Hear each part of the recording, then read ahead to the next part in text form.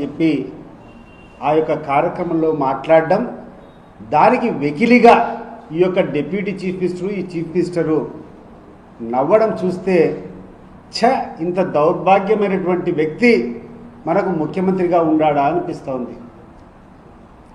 అనేక సందర్భాల్లో పేద ఏడుపు ఏడుస్తూ ఉంటాడు చంద్రబాబు నాయుడు.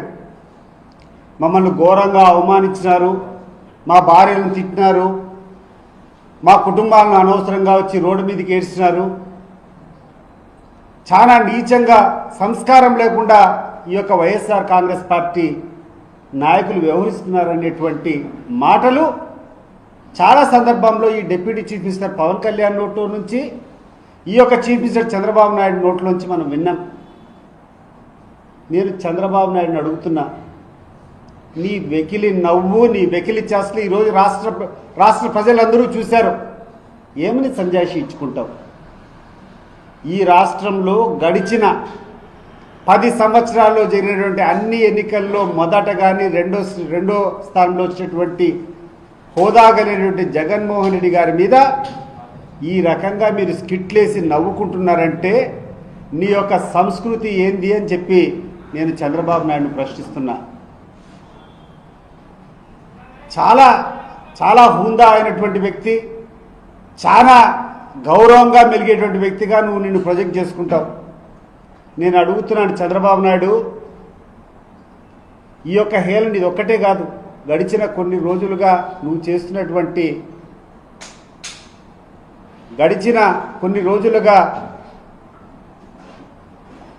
నీ యొక్క వ్యవహార శైలిని ప్రశ్నించదలుచుకున్నా.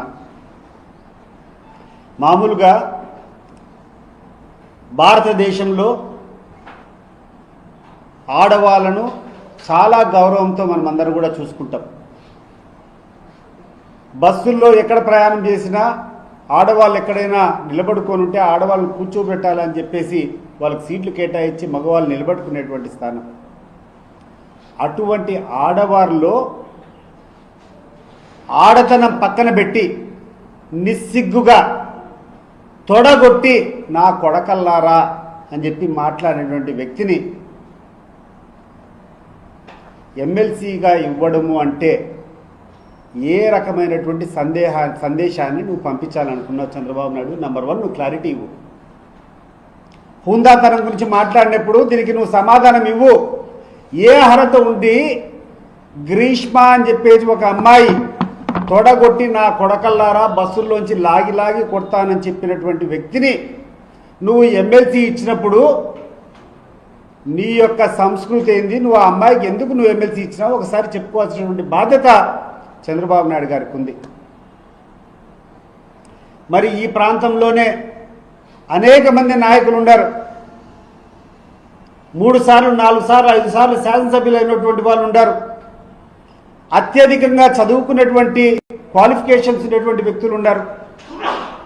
వాళ్ళందరినీ పక్కన పెట్టి మొట్టమొదటిసారి ఎమ్మెల్యే అయినటువంటి వ్యక్తిని కేవలం పోలీసులు జీపులు కాల్చినటువంటి వ్యక్తికి పోలీసుల మీద పడి రౌడీయిజం చేసి పోలీస్ వాహనాలను తగలబెట్టినటువంటి వ్యక్తిని ఎవరైతే 2 నెలలు 3 నెలలు బెయిల్ తీసుకున్న దానికి పరారైనాడో, పోలీసులు వెహికల్ కాల్చినటువంటి వ్యక్తిని మంత్రి పదవి ఇవ్వడం ద్వారా నువ్వు ఏ రకమైనటువంటి మెసేజ్ ఇవ్వాలనుకున్నావు చంద్రబాబు నాయుడు?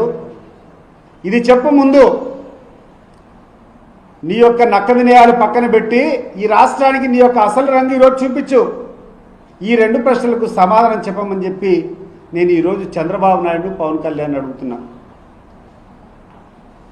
ఏమిటి సంస్కృతి? ప్రతిసారి కూర్చుంటావు, మాకు సంస్కృతి లేదంటావు. వైఎస్ఆర్సీపీ అంటే దౌర్జన్యకారులు అంటావు, అక్రమార్కులు అంటావు, అవినీతి పరులు అంటావు. అసలు మాకు ఎటువంటి పద్ధతి తెలియదంటావు. ఈ 2 కారణాలు నువ్వు చెప్తే తర్వాత ఈ రాష్ట్ర ప్రజలంతా నువ్వు ఏందో నీ గురించి చెప్తారు. ఈరోజు పొద్దున 3 గంటలకు మా పులివెందుల నియోజకవర్గం నుంచి పవన్ కుమార్ అనేటువంటి ఒక వ్యక్తిని తీసుకొని పోలీసులు తీసుకొని పోయినారు. కారణం ఏంటంటే హత్య అనేటువంటి సినిమాల్లో కొన్ని సంఘటనలు ఈ యొక్క పవన్ కుమార్ అనేటువంటి వ్యక్తి వాళ్ళ యొక్క ప్రచార మాధ్యమాల్లో అంటే సోషల్ మీడియాలో సర్క్యులేట్ చేశారనేటువంటి నెపంతో అతన్ని తీసుకొని పోయినారు. నేను అడుగుతున్నాను పోలీస్ వారిని, ఏం తప్పు చేశాడయ్యా పవన్ కుమార్? ఒక సినిమా తీశారు, ఆ సినిమా సెన్సార్ సర్టిఫికేట్ అయిపోయింది, సెన్సార్ సర్టిఫికేట్ ఇచ్చారు. సెన్సార్ సర్టిఫికేట్ ఇచ్చారంటే దాంట్లో తప్పు లేనట్టే కదా. ఒక సినిమాలో ఉన్నటువంటి క్లిప్పింగ్లు నువ్వు సర్క్యులేట్ చేస్తే వివేకానంద రెడ్డిని హత్య చేసినటువంటి దాంట్లో ప్రధానంగా ఉన్నటువంటి నిందితుడు పోలీస్ స్టేషన్కి పోయి ఫిర్యాదు ఇచ్చినాడని చెప్పి ఆయన కుటుంబ సభ్యులను ఆయన తల్లినో ఏదో అగౌరవపరిచినట్టు దాంట్లో ఉన్నాయని చెప్పి మాట్లాడితే పవన్ కుమార్ అని చెప్పి ఒక అబ్బాయిని తీసుకొని పోయి ఈరోజు స్టేషన్లో పెట్టారు. ఇప్పటికి కూడా స్టేషన్లో ఉన్నాడు ఆయన. నేను అడుగుతున్నాను పోలీసులు, ఈ ప్రభుత్వాన్ని, ఏ తప్పు చేశాడు పవన్ కుమార్? అసలు ఒక హంతకుడు, వివేకానంద రెడ్డి కేసులో హంతకుడు సునీల్ కుమార్ అనేటువంటి ఒక హంతకుడు ఒక నీకు ఒక కంప్లైంట్ ఇస్తే దాని మీద ఆగమేఘాల మీద పోయి మాట్లాడుతున్నావే, అసలు ఎక్కడ పోతుంది ఈ తెలుగుదేశం ప్రభుత్వం? నేను అడుగుతున్నాను. దీన్ని బట్టి అర్థం కావడం లేదా? ఈ సునీల్ కుమారు, ఆ తర్వాత ఈ హత్య చేసుకున్న వాళ్ళందరూ ఒకటే పార్టీ, ఒకటే కథ అనేది అర్థం కావడం లేదా? మీరేమో సినిమాలు తీస్తారు, మీ సినిమాల్లో మీరు ఎంత అంటే అంత అశ్లీలంగా చూపించవచ్చు, అంత అన్యాయంగా పిక్చరైజ్ చేయొచ్చు, దాని మీద కేసులు ఉండవు, దాని మీద ఏం మాట్లాడేటి ఉండవు. వివేకం అని చెప్పి ఒక కేసు, ఒక సినిమా తీశారు, దాంట్లో ఎంత దౌర్భాగ్యంగా ఉన్నాయంటే మా యొక్క లీడర్ను ఎంతో గౌరవంగా మేము చూసుకునేటువంటి వ్యక్తుల పట్ల మీరు చూపించినటువంటి పిక్చరైజ్ చూస్తే ఏమనాలో కూడా అర్థం కాదు. అంత హృదయం ద్రవించే రకంగా మీరు పిక్చరైజ్ చేశారు. అయినా మేము మాట్లాడడం లేదు. ఎందుకు మాట్లాడడం లేదంటే అవి చెప్పుకోవడం మాకు సిగ్గుచేటు. ఇటువంటి వెధవలు ఏమన్నా చేస్తే దాన్ని మళ్ళా పబ్లిసిటీ ఇవ్వాలని చెప్పి మేము అనుకుంటాం. కానీ మీ యొక్క తెలుగుదేశం, మీ యొక్క జనసేన వంటి నాయకులు, మీకు సిగ్గు లేదు, మానం లేదు. మీ భార్యను తిట్టట్టు మీరు గొప్పగా చెప్పుకుంటారు. ఆ సంస్కృతి మాకు లేదు. మేము చెప్పుకోం, వాడమ్మ వాడు ఎవడో వెధవడో మాట్లాడితే వాడి కర్మకు వాడిని ఫోన్ చెప్పి మొదలు పెడతాం. అవి చూపించి మీరేమో ఒకవైపు సానుభూతి పొందాలని ప్రయత్నం చేస్తారు, ఒకవైపు మాకు సభ్యత లేదని చెప్పి మీరు చూపించే ప్రయత్నం చేస్తారు, ఒకవైపు సింపతి పొందేదాన్ని మీరు ప్రయత్నం చేస్తారు.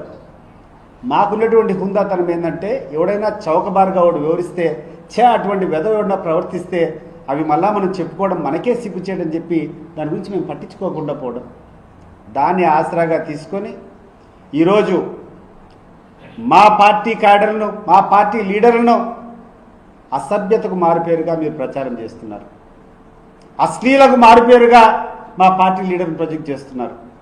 నేను అడిగినటువంటి ప్రశ్నకు సమాధానం చెప్పు. చంద్రబాబు నాయుడు అండ్ పవన్ కళ్యాణ్ మీ ఇద్దరు అసెంబ్లీలో జరిగినటువంటి సాంస్కృతిక కార్యక్రమాల్లో మీ వెకిలి చేష్టలు ఎప్పుడు నవ్వడు చంద్రబాబు నాయుడు. ఏ రోజు కూడా నవ్విన పాపాన పోలే.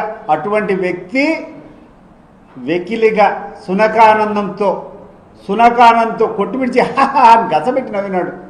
ఏమయ్యా అంత నవ్వు ఎందుకు వచ్చింది నాకు అర్థం కావడం లేదు. చంద్రబాబు నాయుడు చెప్పు ఒకసారి, నీ భార్యను ఎవడైనా అన్నప్పుడు నువ్వు పడతావు అదే మాట, అప్పుడు రాదే నీకు నవ్వు, ఇప్పుడు ఎందుకు వచ్చింది నవ్వు అని అడుగుతున్నా. మరి నువ్వు కూర్చొని మాట్లాడతావు నిజాయితీ గురించి, నీతి గురించి, అసభ్యత గురించి, అశ్లీలత గురించి. ఇవన్నీ మానుకోమని చెప్పి నేను చంద్రబాబు నాయుడికి హితవిస్తూ, ఆయన అసలు రంగు ఈ రెండు సంఘటనలు బట్టి బేరీజు వేసుకోవాలని చెప్పి ఈ రాష్ట్ర ప్రజలకు అందరికీ కూడా నేను మరొక్కసారి మనవి చేసుకుంటున్నా. ముగ్గురికి తెలుగుదేశం పార్టీ తరఫున ఎమ్మెల్సీలుగా ఇటీవల ఇవ్వడం జరిగింది ఎమ్మెల్యే కోటాలో. ఆ ముగ్గురిలో కావలి గ్రీష్మ అనేటువంటి అమ్మాయి, ఆమెకు ఉన్నటువంటి అర్హత అంతా తొడగొట్టి వైఎస్ఆర్ కాంగ్రెస్ పార్టీ లీడర్లను నాయకులు నా కొడకల్లారా లాగి కొడతా అని చెప్పి తొడగొట్టేటువంటి అమ్మాయికి నువ్వు ఎమ్మెల్సీ ఇవ్వడం ద్వారా నువ్వు ఏ రకమైనటువంటి సందేశాన్ని ఈ రాష్ట్ర ప్రజలకు ఇవ్వదలుచుకున్నావు చంద్రబాబు నాయుడు గారు? నువ్వు చెప్పు. నంబర్ 1. నంబర్ 2, ఈ రాష్ట్రంలో అనేక మంది, ఎస్పెషల్లీ ఈ జిల్లాలో, ఈ రాయలసీమలో అనేక మంది రెడ్డి కులంలో బాగా చదువుకునేటువంటి వ్యక్తులు ఉన్నారు, క్వాలిఫైడ్ పర్సన్స్ ఉన్నారు, రాజకీయాల్లో అనేక పర్యాలు గెలిచినటువంటి వాళ్ళు ఉన్నారు. వాళ్ళను పక్కన పెట్టి ఒక పోలీసు వాహనాన్ని దహనం చేసేటువంటి కాల్చేటువంటి వ్యక్తికి ఆ కేసులో 3 నెలలు పరారైనటువంటి వ్యక్తికి మంత్రి పదవి ఇవ్వడం ద్వారా నువ్వు ఏ రకమైనటువంటి సందేశాన్ని ఇవ్వాలనుకున్నావో ఈ రాష్ట్ర ప్రజలందరికీ క్లారిటీ ఇవ్వాల్సిందిగా నేను కోరుకుంటున్నాను. ఎన్నికల సమయంలో పవన్ కళ్యాణ్ కుటుంబ రాజకీయ పరమైన చేయనన్నా ఈరోజు మరి సోదరుడికి ఎమ్మెల్సీ స్థానానికి ఇచ్చారు. డబుల్ స్టాండర్డ్ అవన్నీ మీరు చూస్తున్నారు కదా, 1, 2 కాదు. నువ్వు చెప్పాలంటే ఇంత దౌర్భాగ్యులు పవన్ కళ్యాణ్ గురించి కానీ చంద్రబాబు నాయుడు గారి గురించి కానీ చూస్తే కొన్ని వందలు మీకు చూసి ఓపిక ఉంటే నేను చూపిస్తా. ఏ రకంగా ఎన్నికల ముందు మాట్లాడినారు, ఇప్పుడేం మాట్లాడుతున్నారు అనేది. నరేంద్ర మోడీ గురించి చంద్రబాబు నాయుడు ఎన్నికల ముందు ఏం మాట్లాడినాడు, ఎన్నికల తర్వాత ఏం మాట్లాడినాడు. నరేంద్ర మోడీని ఎంతగా తూలనా అన్నాడు ఆ రోజు, ఈరోజు ఎంతగా పొగుడుతున్నాడో చంద్రబాబు నాయుడు గారే చెప్పాలా, వేరే వాళ్ళు కాదు. చంద్రబాబు నాయుడే చెప్పాలా, దానికి పవన్ కళ్యాణే చెప్పాలా. సనాతన ధర్మం గురించి ఏ రకంగా మాట్లాడినాడు, ఆయన నోటితోనే కూర్చొని మా అమ్మ దీపం వెలిగించుకొని హారతి ఇచ్చేదాన్ని దీపం ఇస్తే మా నాయన సిగరెట్ కాల్చుకున్నాడు దాంట్లోంచి అని చెప్పినటువంటి వ్యక్తి ఈరోజు కూర్చొని సనాతన ధర్మం మా ఇంట్లో పొద్దున్నే లేస్తానే రామాయణ పారాయణం తప్ప రామనామం తప్ప ఇంకోటి లేదని చెప్తాడు. 1 కాదు 2 కాదు, సోషల్ మీడియాలో అన్ని రకాలుగా ఉన్నాయి. ఇవన్నీ పక్కన పెట్టండి. నేను స్పెషల్గా ఈరోజు మాట్లాడదలుచుకునేది దీని మీదనే. నిన్న సాంస్కృతిక కార్యక్రమాలు ప్రభుత్వ డబ్బుతో పెట్టేటువంటి కార్యక్రమం అది. ఆ కార్యక్రమంలో కూడా ఒక లీడర్ను కూర్చొని అపహాస్యం చేసేదానికి, ఈ రకమైనటువంటి చౌకబారు ప్రకటన చేసేదానికి ఎవడిచ్చాడు మీకు పర్మిషన్ అని నేను చెప్పి అడుగుతున్నా. దీని ద్వారా నువ్వు ఏ రకమైనటువంటి సందేశాన్ని ఇవ్వాలనుకున్నావు ఈ రాష్ట్ర ప్రజలకు నేను అడుగుతున్నాను. దాన్ని నీ క్యారెక్టర్ ఏంది, నీ మనస్తత్వం ఏంది, నీ యొక్క క్యారెక్టర్ ఏందని దీన్ని బట్టి అర్థమవుతోంది. దాన్ని నువ్వు చెప్పుకో ఇప్పుడు ప్రజలకు. నేను అడుగుతున్నా దీన్ని, ఈ ప్రశ్నకు నువ్వు సమాధానం చెప్పు. నువ్వు ఎందుకు వెకిలి నవ్వావు, నీ వెకిలి చేస్తులు, నీ సునకానందానికి అర్థమేంది? ఒక నాయకుడిని కూర్చొని 11 గాడు అంటావా? 11 గాడు అనేటువంటి గాండుగాళ్ళకు నేను చెప్తున్నా, ఎవడి పేరు చెప్తే మీరు ఉచ్చబోసుకుంటారో, ఎవడి పేరు చెప్తే మీకు నిద్ర కూడా రాదో, ఎవడి పేరు చెప్తే ఈ రాష్ట్రంలో మీకు చేతగాక ఉన్నటువంటి 116 మంది కలిసి ఒకటే పోరాడాడు ఆయన జగన్మోహన్ రెడ్డి. మీ విష ప్రచారాలు, మీరు చేసేటువంటి ఈ యొక్క పనికిరాని పనులన్నీ తీసుకొని మీకున్నటువంటి మీడియాలో మీరు చేసేటువంటి దుష్ప్రచారాన్ని నమ్మి ఒకసారి ఇచ్చారు మీకు అధికారం. మీరు ఇచ్చినటువంటి ఫాల్స్ ప్రామిసెస్, మీరు చెప్పినటువంటి తప్పుడు వాగ్దానాలు, మీరు చేసేటువంటి ఒకసారి నమ్మి చేశారు. ఈరోజు తెలుస్తుంది. ఈరోజు అసెంబ్లీ లేకుంటే రాజీనామా చేసుకొని మొత్తం ఈ రాష్ట్రానికంతా మళ్ళీ ఎన్నికలు పెడితే నీ భవిష్యత్తు ఎందుకు తేలుతుంది. 11 కాదు, మీరు ఎక్కడుంటారు.